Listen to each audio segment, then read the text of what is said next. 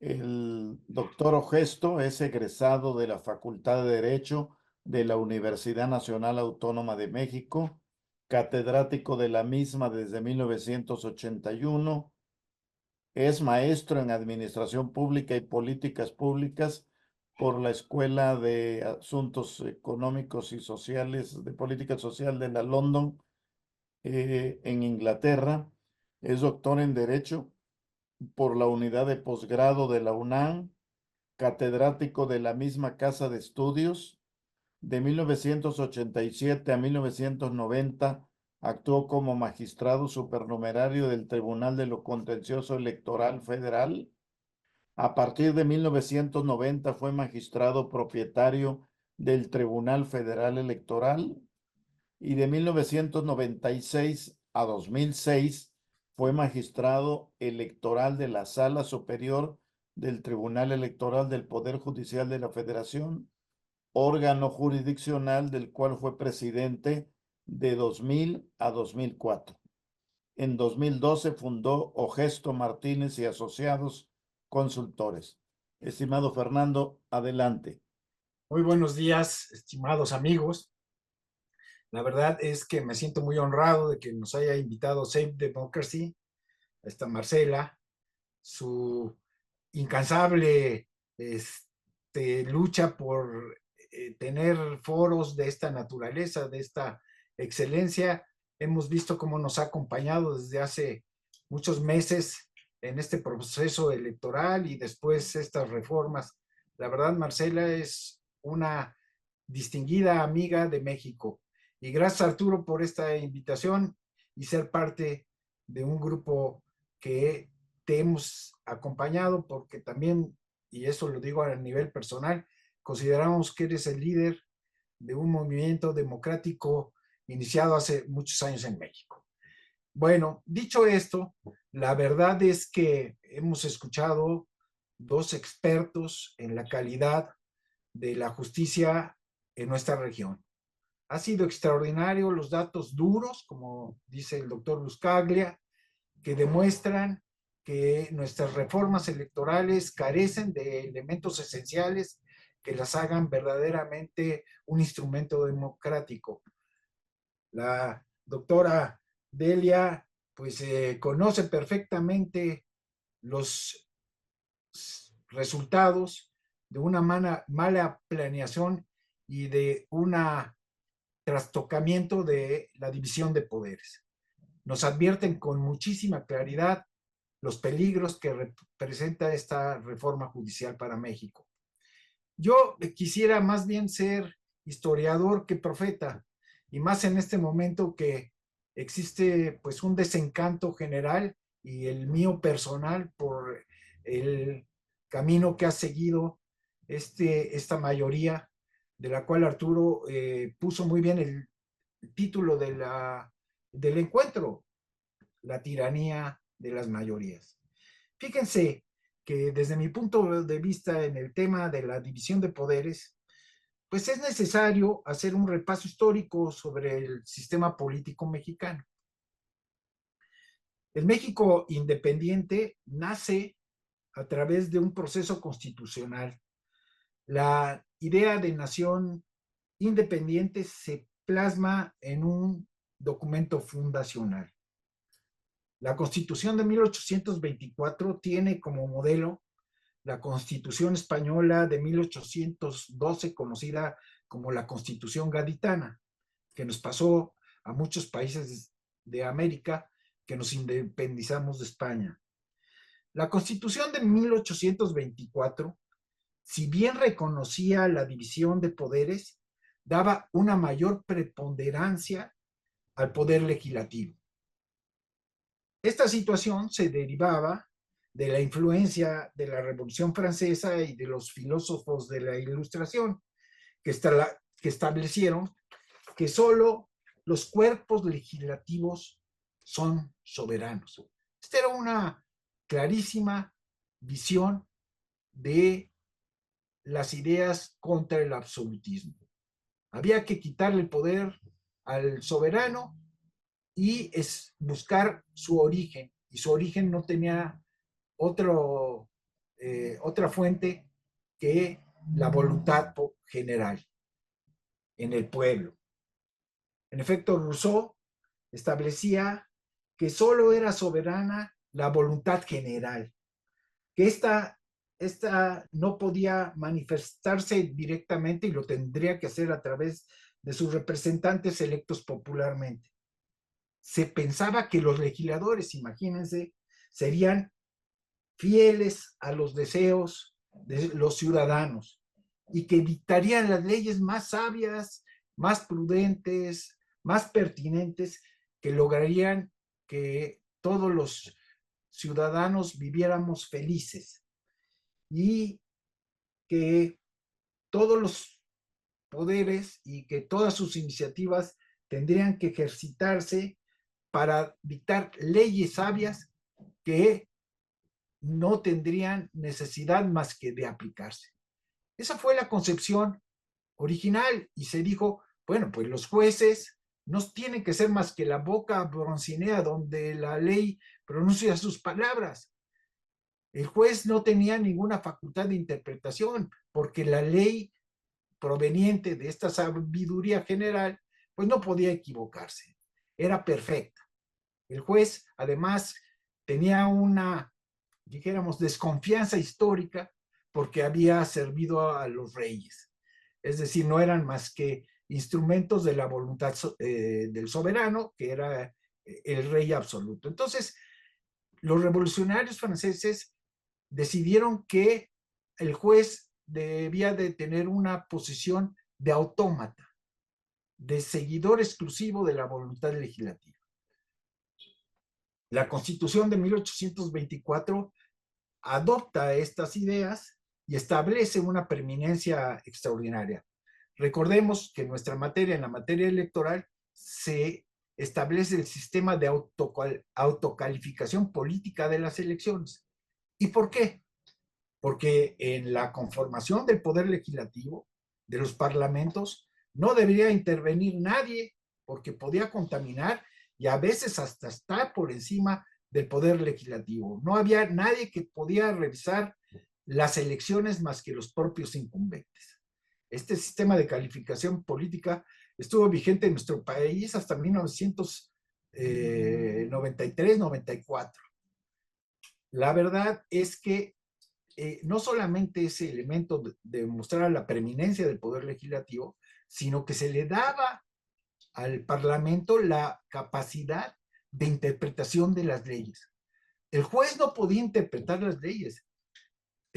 Cuando tenía dudas sobre el alcance de alguna disposición, se tenía que dirigir a las cámaras para que le dijeran cuál era el sentido auténtico de la disposición. Esto se llama exégesis legislativa o interpretación auténtica. El legislador le tenía tanta desconfianza a los jueces que decidió privarlos de la facultad de interpretación de la norma. Pues esto es una falacia porque todo acto de aplicación de la ley pues es un acto de interpretación, por más que lo quiera negar el legislativo. Pero esto demuestra que el sistema político mexicano era un sistema que le daba preeminencia al poder legislativo. Lo que sucedió en todo el mundo es que los legisladores nunca pudieron producir las leyes sabias ni produjeron la felicidad de los pueblos. En realidad, los legisladores en todo el mundo y en México, sin excepción, siempre hicieron leyes que privilegiaban a sus intereses. Nunca fueron leyes perfectas de aplicación automática ni produjeron el bien que se prometía. Entonces, el poder legislativo realmente demostró que no era el método o el poder supremo por ser el soberano. No quiero entrar en mayores detalles, pero el sistema cambia con la Constitución de 1857. En nuestro país, siguiendo lo que nos había comentado la doctora Delia, siguiendo el modelo norteamericano, que había tenido un gran éxito. La verdad es que desde la Carta Fundacional Americana al Poder Judicial se le nombró como el protector de los derechos fundamentales y con la facultad de un control de la Constitución, una defensa de la Constitución y los derechos fundamentales. Bueno, pues México, siguiendo ese ejemplo, decide trasladar las facultades del Poder Legislativo al Poder Judicial. Hace una cuestión que carecíamos en la Constitución de 1824, un catálogo de derechos fundamentales. ¿Cuáles son los derechos esenciales que teníamos como mexicanos? Y hace a la Suprema Corte de Justicia la defensora de esos derechos a través del juicio de amparo. Le quita la única facultad de interpretación al Poder Legislativo y se la da al Poder Judicial. No quiero tampoco adentrarme en detalles que solamente atañen a los interesados mexicanos, pero el Poder Judicial mexicano empezó a adquirir el puesto que le había asignado la Constitución y precisamente hacer un control y un límite del poder del Ejecutivo y también a controlar la calidad de las leyes del Legislativo. Después tuvimos un bochornoso incidente que produjo el derrocamiento dijéramos, del área reformista, del área liberal, y un conflicto entre el Poder Judicial y el Poder Legislativo derivó en el derrocamiento del sistema y de que surgiera el porfiriato, que prefirió que los jueces fueran menos progresistas, menos activistas, menos defensores de la Constitución y los derechos humanos para hacerse más adecuados al poder ejecutivo. Quiero establecer entonces que el cambio de sistema político del legislativo preeminente a un judicial como un elemento de control y de contrapeso contra el poder legislativo también sufrió cambios muy importantes a partir de la Revolución de 17 y la, dijéramos, consolidación de un régimen con un partido hegemónico que en realidad llegó a controlar al Poder Legislativo y al Poder Judicial. Los jueces durante esta etapa del partido hegemónico realmente se plegaban a la voluntad del Poder Ejecutivo. Sin embargo, también hemos tenido grandes reformas a nuestra Constitución que le volvieron a dar la importancia en la división de poderes al Poder Judicial. Precisamente a través del establecimiento de estos derechos fundamentales como un elemento esencial de defensa que tiene que dar el Poder Judicial, al considerar, dijéramos, la facultad de interpretar progresivamente, como decía Arturo, los derechos políticos, empezó a darle a la Suprema Corte de Justicia y al Poder Judicial una independencia y un lugar preeminente. Claro, con un avance progresivo que veníamos experimentando y viendo.